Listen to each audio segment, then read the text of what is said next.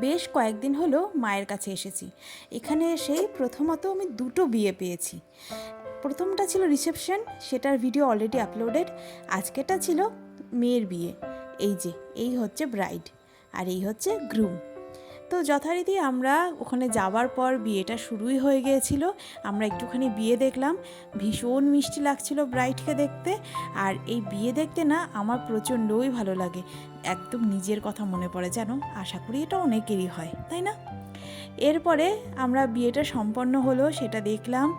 Video অবশ্য বেশি করতে পারিনি, কারণ ফোকাসটা ছিল বিয়ে হচ্ছে সেটাই দেখার। এরপরে চলে এলাম স্টলে। এখানে তো ফুচকা ছিল, পান ছিল, আর মোস্ট ফেভারিট আইসক্রিম ছিল। না না, আমার মোটেও ফেভারিট না, সেটা আমার জয়শ্রীর। দেখলেই ঢুকে ঢুকে প্রথমেই একটা আইসক্রিম খেয়ে নিল। এরপরে আমি যখন মেনু কার্ডটা দেখলাম, ও বাবা, আমার তো নজর একদিকে আটকে গেল, সেটা হচ্ছে মাটন বিরিয়ানি। জানো তো, একটা সময় ছিল যে সময়টা আমি ফুচকা ভীষণ ভালোবাসতাম। আর এই ফুচকা বলতেই আমার এক জায়গার ফুচকা খুব বেশি মনে পড়ে, সেটা হচ্ছে লালবাগের পাঁচরা বাজারের ফুচকা। সেটার স্বাদ আমি কোনো দিন ভুলবো না। কিন্তু এখন সেরকম স্বাদের তো আর ফুচকা পাই না, সেই জন্য বিরিয়ানিটাই মোস্ট ফেভারিট হয়ে উঠেছে। বলতে পারো একটা ইমোশনের জায়গা।